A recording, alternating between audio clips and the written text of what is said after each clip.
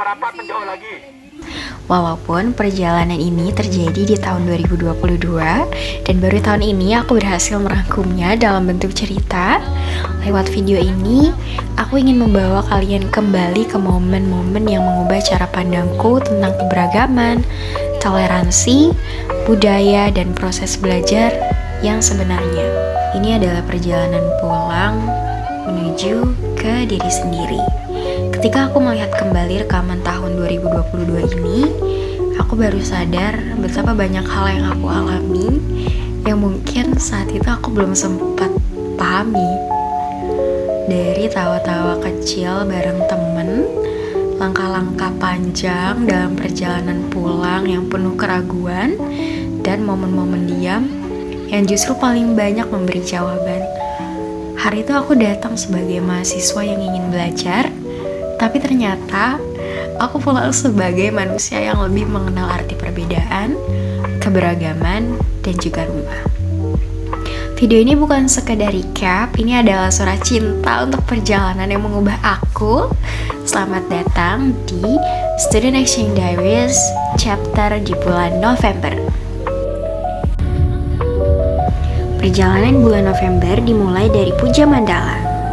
Pada hari Minggu 6 November 2022, kami melakukan kunjungan ke Puja Mandala, yaitu pusat peribadatan yang menghadirkan 5 tempat ibadah di dalam satu kompleks. Puja Mandala sendiri berada di Desa Kampial, Kelurahan Benoa, Kecamatan Kuta Selatan, Kabupaten Badung, Bali. Jadi di sana itu ada masjid, di sini ada, yang sebelahnya itu ada gereja. Yang di sini vihara, yang di sini lagi gereja Protestan. Kalau yang di sana lagi terakhir itu ada apa? Pura. Ada pura. Keberadaan Puja Mandala yang ada di Bali ini mengingatkan kita semua untuk selalu hidup berdampingan, hidup rukun dan saling menghargai serta saling menghormati. Setelah melanjutkan perjalanan dari Puja Mandala, kita beralih ke kelenteng Vihara Dharmayana Kuta. Vihara Dharmayana Kuta atau Kongco Lengguambio Kuta merupakan salah satu tempat ibadah dengan pemujaan utama Yang Mulia Kongco Tan Hu Chin Chin. Vihara ini tidak hanya dikunjungi oleh warga Tionghoa, juga melainkan dikunjungi oleh penduduk asli Bali yang beragama Hindu dan Buddha. 3 prasasti tertua yang ada di Vihara Dharmayana Kuta berupa 4 papan syair yang berpasangan, dan juga kelenteng Lengguambio Kuta ini berubah nama menjadi Vihara Dharmayana Kuta semenjak tanggal 23 Februari tahun 1980.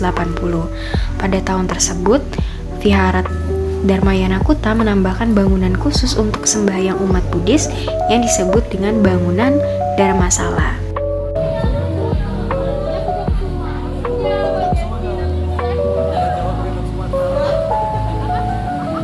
Yang ceritanya, sejarahnya itu ya seperti tadi itu, bahwa dan masalah cahaya yang dilihat dulu oleh leluhurnya bukan dulu saja. Kalau sekarang ada orang-orang yang memang tingkat spiritualitasnya ya religiusnya tinggi, itu tempat tetap melihat bahwa di situ itu ada cahaya. Beberapa hari setelahnya, kami menuju Desa Budaya Kertalangu. Di tengah hamparan sawah, ada monumen perdamaian dunia yang dikelilingi bendera negara dan juga tokoh dunia. Di sini, aku sadar bahwa perdamaian itu tidak pernah sederhana. Setiap bangsa punya ceritanya, setiap budaya juga punya pergulatannya, tapi semuanya bergerak menuju satu tujuan, yaitu hidup berdampingan. Aku merasa sangat kecil tapi sekaligus terhubung dengan dunia. Pada perjalanan selanjutnya di hari Minggu 20 November tahun 2022, kami mengunjungi ikon terbesar yang ada di Bali, yaitu Garuda Wisnu Kencana. Di sana kami mengeksplorasi dan mengamati Taman Budaya Garuda Wisnu Kencana yang terletak di Tanjung Nusa Dua, Kabupaten Badung. GWK sendiri merupakan salah satu patung raksasa karya salah satu pematung ternama asal Bali, yaitu Nyoman Nuarta. Patung ini berbentuk Batara Wisnu yang menunggangi hewan legendaris Garuda sebagai simbol Amerta.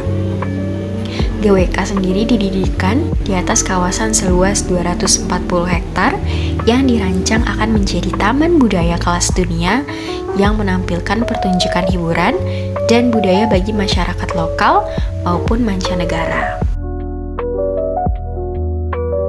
Melihatnya dari dekat membuatku berpikir bahwa setiap perjalanan, sekecil apapun, adalah proses membangun diri kita sendiri, pelan, tapi punya makna dan juga arti di dalamnya.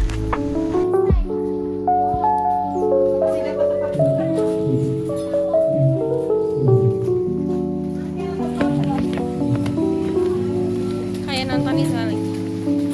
Sekarang kita mau loh. Sekarang kita mau ke amphitheater di depan. Update, kita udah habis sholat dan musolanya super duper apa sih, comfortable banget, super duper nyaman. Alhamdulillah.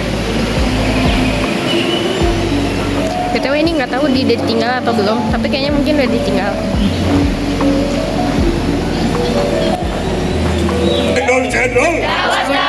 Cendol, cendol, cendol piro 500-an. terus Pakai ketan. Ciro lupa 5 dan pintu walu. Kita.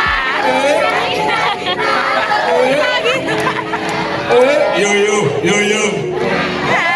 Terima kasih dan familiar. Silakan duduk.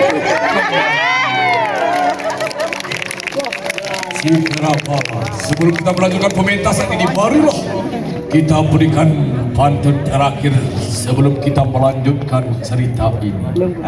Makanya giliranku sekarang. Buah tomat, buah durian. Dan bubur dicampur sukun. Selamat dan sampai tujuan. Amin. Semoga terhiburlah matur nuwun.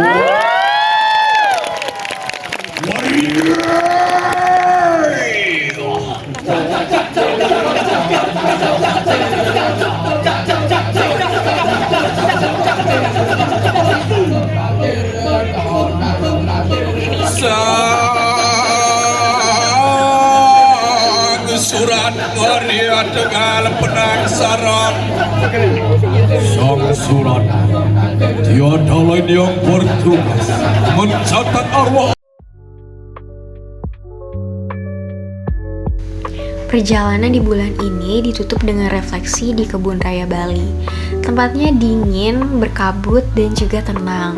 Seakan mengajak kita semua tuh untuk berhenti sebentar dan mendengarkan diri sendiri. Di sini kami juga merefleksikan hasil kegiatan yang telah kami lalui, serta mempersiapkan pagelaran budaya nantinya. Beberapa bulan di Bali telah mengajariku tentang kebersamaan, kekeluargaan, dan juga rumah bukan hanya sekedar tempat, tapi juga orang-orang yang ikut di dalamnya dalam proses perjalanan kita.